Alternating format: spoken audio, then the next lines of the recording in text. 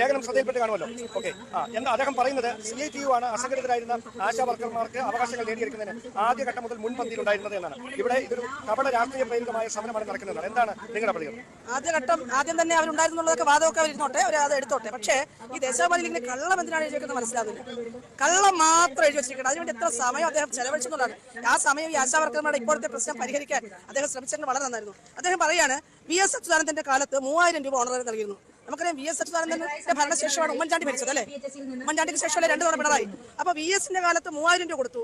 എന്നിട്ട് പിന്നെ UDF സർക്കാർ വന്നപ്പോൾ അത് 700 രൂപയായിട്ടാണ് സർക്കാർ വർദ്ധിപ്പിച്ചത്. 500 700 രൂപയാക്കി. അപ്പോൾ ഇതെന്തൊരു കണക്കാണ്? അപ്പോൾ 3000 രൂപ എങ്ങനെയാണ് 700 പോകുന്നത്? മറ്റൊരു അടുത്ത ഗവൺമെന്റ് വരുമ്പോൾ പിന്നെ പിണറായി വന്നപ്പോൾ കൂട്ടിയെന്ന് പറയുന്നത് വളരെ വിചിത്രമായി. കള്ളം പറയുമ്പോൾ തെറ്റിപ്പോകും. കാരണം വസ്തുതാവിരുദ്ധമായ കാര്യങ്ങൾ പറയുമ്പോൾ തീർച്ചയായിട്ടും സംഭവിക്കാവുന്ന പിഴവാണ് അദ്ദേഹത്തിന് സംഭവിച്ചുകൊണ്ടിരിക്കുന്നത്. ഇതേ ഇളവര കരിമാണ് CITUവിന്റെ സമരവേദി നിന്നുകൊണ്ട് JPHന്മാർക്ക് ആക്രോശം അയച്ചിട്ടത്, ഭീഷണിപ്പെടുത്തിയത്. അദ്ദേഹം പറയുന്നത് ടാറ്റ എസ്റ്റേറ്റിൽ പെമ്പിള ഒരുമ എന്ന പേരിൽ ഏതാനും വർഷങ്ങൾക്ക് മുമ്പ് നടന്ന സമരത്തിന്റെ സമാനമാണ് ഇവിടെ ഇപ്പോൾ നടക്കുന്ന സമരം. ഈ രാജ്യത്തെ സമരത്തിന്റെ കുത്തകയൊന്നും CITUവിന് ആരും എഴുതി കൊടുത്തിട്ടില്ല. പെമ്പിള ഒരുമയിലെ ഇനി അങ്ങോട്ട് സമരങ്ങളുടെ കാലമായിരിക്കും.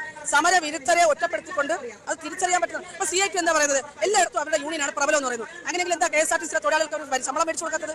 അവർ മറ്റു മേഖലകളിലെ തൊഴിലാളികൾക്ക് ശമ്പളം മേടിച്ചു കൊടുക്കുന്നത്? അതോടൊപ്പം ആരോഗ്യമന്ത്രി താങ്കൾക്കെതിരെ വ്യക്തിപരമായ ഒരു പരാമർശമാണ് കഴിഞ്ഞ ദിവസം. അതായത് അവാസ്തവമായ കാര്യമാണ്. മന്ത്രിയുടെ വസതിയിൽ ചെന്നിട്ട് കാണാൻ അനുവദിച്ചില്ല എന്ന നിങ്ങളുടെ വാദത്തിൽ കഴമ്പില്ല. നിങ്ങൾ അങ്ങനെ ചെന്നിട്ടില്ല എന്നാണ് പറയുന്നത്. അതിൽ ആരോഗ്യമന്ത്രിക്കുള്ള മറുപടി എന്താണ്? ആശാവർക്കർമാർ കൊടുക്കുന്ന നികുതി അടക്കം ഉപയോഗിച്ചുകൊണ്ടാണ് നമ്മുടെ ഔദ്യോഗിക വസതി നിലനിൽക്കുന്നത്. അവിടുത്തെ മുഴുവൻ ചെലവും നാട്ടുകാരുടെ ചെലവിലാണ്. അവിടെ ഏതൊരാൾക്കും എപ്പോഴും ചേരാനുള്ള അവകാശമുണ്ട്. അവിടെ ഞങ്ങളെ കാണാതിരുന്ന ആരോഗ്യമന്ത്രി അത് കാണാൻ പറ്റില്ല എന്ന് ആരുടെടുത്താണ് പറഞ്ഞു വിട്ടതെന്ന് അവർ വെളിപ്പെടുത്തിയാൽ മതി. അവർ പറയണം. ആരോഗ്യമന്ത്രി വീണ ജോർജ് പറയണം അവിടെ വെച്ച് ആരെയും കാണാൻ പറ്റില്ലെന്ന്. അവർ പറഞ്ഞു വിട്ട വ്യക്തി ആരാണെന്ന് അവർ വെളിപ്പെടുത്തിയാൽ മതി. അവിടെ പ്രശ്നം തീർന്നു. ഒത്തുതീർപ്പിന് വഴങ്ങില്ല എന്നാണോ? സമരം ഇങ്ങനെ തുടരണം. ഞങ്ങൾക്ക് സമരം ഒത്തുതീർപ്പാക്കണം. കാരണം ഞങ്ങൾക്ക് ഫീൽഡിലേക്ക് പോകണ്ടേ? ആശാവർക്കർമാർക്ക് ഫീൽഡിലേക്ക് പോകണം, പോയി അവിടെ ജോലി ചെയ്യണം. ജോലി ചെയ്യാൻ തയ്യാറാണ്.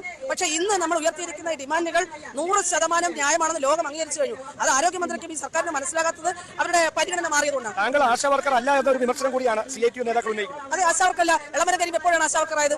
അല്ലെങ്കിൽ മറ്റു നേതാക്കൾ എപ്പോഴാണ്? CS സുജാത കഴിഞ്ഞ ദിവസം കാസർഗോഡ് കൺവെൻഷൻ ഉദ്ഘാടനം ചെയ്തു. എപ്പോഴാണ് ആശാവർക്കറായിരിക്കുന്നത്? എന്തിന്? ആരോഗ്യ വകുപ്പിൽ പണിയെടുക്കുന്ന ആളാണോ?